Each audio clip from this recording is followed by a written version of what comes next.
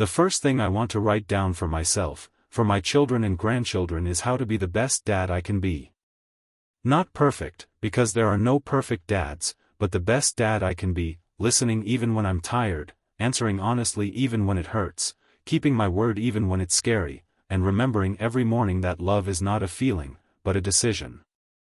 I, Carson, made this decision many years ago, but as I got older, it somehow became harder, as if every little thing in life now required a feat. I'm 79, my knees predict the weather more accurately than a TV, and the elevators in my house sometimes get stuck as if they're aging with me. I live alone in a small apartment near a park. My children, Emily and Michael, used to call every day, but now they're mostly short messages, "Are you okay, Dad?" and thumbs up emojis. Their calendars are as tight as a rush hour bus. They love me, I know, but love is now like a signature on a document. Everything is formally correct, but the warmth in the lines is less than it used to be. My grandchildren, Jack and Lily, are growing up faster than I can remember the names of their games and clubs. I try not to be a bother, not to be a burden. However, a cautious chill has appeared in the air between us, as if there is an open window in the room and no one dares to close it. In the queue at the clinic, people often skip me, pretending not to notice. A young guy in a cap once looked up from his phone and looked as if I were furniture. And the cashier at the store asked me to hurry up, because we have a queue, when I took longer to search for change in my wallet. Indifference does not have a sharp tooth, it scratches quietly and for a long time. In the evenings, I sit by the window with a cup of weak coffee and watch the world go by without me, quickly, hurriedly, with almost no pauses. The doctor said I was doing pretty well for my age, but that sounds about as flattering as a compliment to an old coat. My blood pressure is racing, my sleep is shallow, and I'm learning to organize my day like a puzzle. Who's going to call, whether I'll have the strength to walk to the park, or whether it's better to save them for the ladder in the closet where the light bulb needs changing. My world has gotten smaller, but the things in it have gotten louder, the creak of the floor, the whine of the battery, the rustle of leaves. When I sit down to write, it seems to me that all these sounds are clues. Don't lose yourself, Carson. Being the best dad now means not only supporting my children, but also not letting them quietly lose me, who I am. Because the easiest thing is to dissolve in silence, to accept the role of the old man who doesn't get in the way, and I see how society is kindly pushing me into this role. But I'm stubborn. And today, when the sun has hung over the park, I tell myself again, love is the solution. And dignity is too. I remember well what the world was like when I was 35. I used to get up at 5 in the morning to get to work, and I never complained. My pride and joy was the little boat repair shop on the lake in our town. I could spend hours fixing wooden hulls, feeling the thing come to life under my hands. In those years, everyone knew me, some came to do repairs, some just to talk. People appreciated your work, and when I walked down the street, every second person would say hello. Emily was a little girl with big brown eyes and always tousled hair that no pigtail could hold. Michael was a little inventor who took apart all the toys to see what was inside. I always found time after work to sit on the floor with them, build a spaceship out of Lego, or invent a new game with paper airplanes. I may not have always made a lot of money, but every evening we had what we now call quality time, and I never regretted putting off work for those minutes. I remember the day I bought our first family car, an old Ford that smelled of gasoline and New Hope. My wife, Anna, and I laughed because the car would start on the third try, but to us it was freedom. We went on picnics, stopped by lakes, sang old songs in the car. I taught the kids how to fish, showed them how to build a campfire, and told stories about my father who could make his own knives. There were hard times, too. Anna got sick when Emily was 10. Hospitals, medication, sleepless nights, and I stayed up only because I knew the kids were watching me. I put aside my own dreams, turned down lucrative jobs to be there for them. Sometimes it seemed like the world was trying to break me, but then I told myself, being the best dad is staying the course even when the storm is blowing the sails.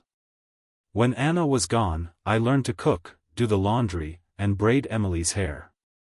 My hands, accustomed to tools and sandpaper, now worked with delicate fabrics and pots. And as hard as it was, I was proud to have been able to guide my children through it. They grew up to be good people. Emily became a teacher, Michael an engineer. Back then, it seemed to me that only peaceful years lay ahead, filled with warm family gatherings, the laughter of grandchildren, and respect for the life they had lived. I often replay these memories in my head, especially on long evenings.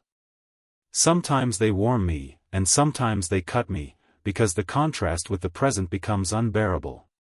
Once I was at the center of their world, and now I am on its outskirts. My word once carried weight, but now it seems to be lost among the messages on their phones. And yet I know that without those years of struggle and love, I wouldn't be the Carson I am today. My experience is not just a story, it's a reason not to settle for silence and oblivion. I was, am, and will be a father who remembers what it's like to hold a family together through the storm. And I'm not going to let the world erase that from my memory. Over the past few years, I've increasingly found myself thinking that I've become like an old photograph on a shelf to my children and grandchildren. They know I'm there, but they rarely look at me. Emily is busy with school, her homework, extracurricular activities, and then homework. Michael is constantly on business trips, building new projects, and our conversations have been reduced to a few minutes a week. When I call, I feel a slight irritation in my voice, as if my words are interrupting their more important world. I try not to call unnecessarily, so as not to hear this, "Dad, I'm busy right now." And the grandchildren. Jack still sometimes comes over when I come to visit, telling me something about school or baseball, but Lily usually sits with her tablet and just says, "Hi, Grandpa," without even looking up. She's a good girl, I know, just living in a world where I'm a guest, not a part. I remember last winter when Emily invited me to Christmas. I was delighted. I brought an old photo album with me. I wanted to show the children what their parents looked like when they were little. But during dinner, no one was particularly interested in the album, everyone was busy with their phones and discussing TV series. I opened the page with a photo where little Emily in a pink hat is holding the first fish she caught, and waited for her to say something. She looked at it, smiled, nodded, and went back to talking about work. I felt cold inside, although the fireplace was burning in the room. In public places I feel another kind of invisibility. I stood in line at the bank for 20 minutes, and when I approached the window, the cashier didn't even look at me, she just said dryly, "Passport." When I tried to clarify, she impatiently interrupted, "Read the instructions on the screen." I wanted to respond sharply, but I held back, not because I didn't have the right, but because I was tired of explaining to people that I wasn't slowing down, but simply wanted to understand what I was signing. The medical system is a different story.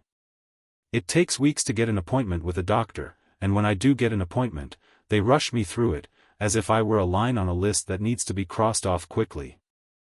The doctor once said, "Well, it's normal at your age," and sent me home.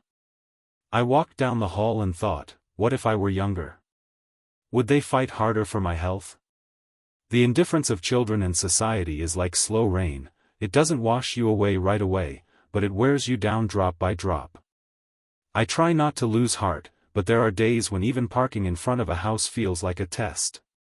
Sometimes I find myself wanting to just shut up so I don't feel the pain of not being heard.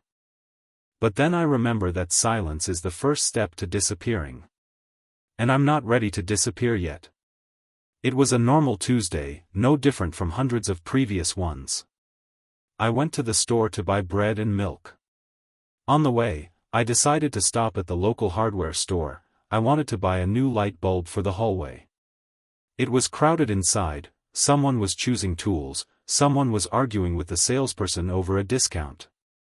I was standing in line with a small package in my hand when I felt the floor swaying under my feet.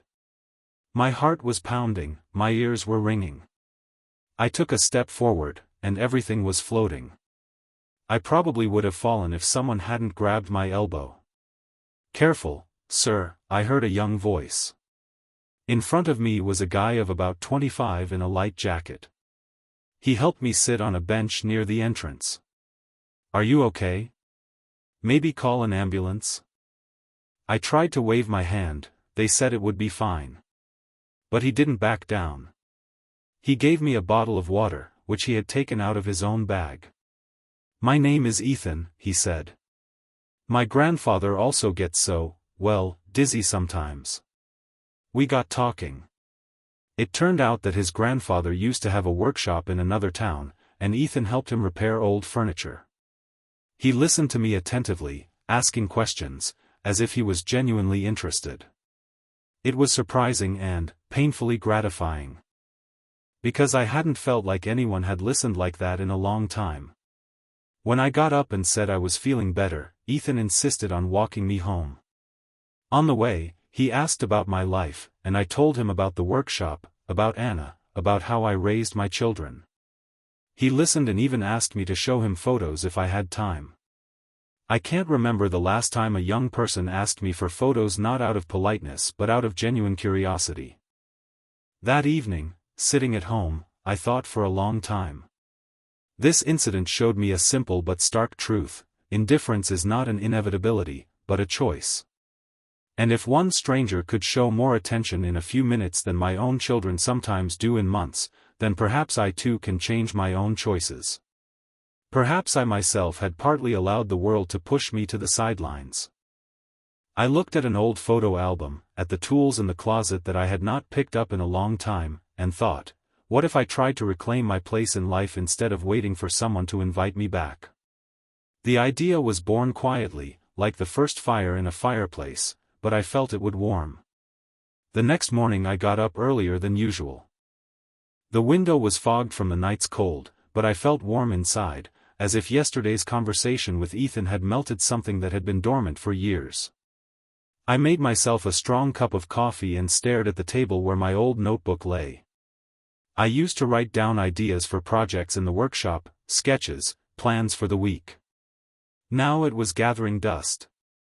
I opened it, and the first thing I wrote was, "Don't wait for an invitation to life, enter it yourself." This phrase became my plan of action.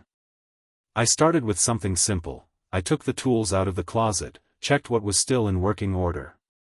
The wooden workbench, although scratched, stood firmly, as if it had been waiting for me all these years.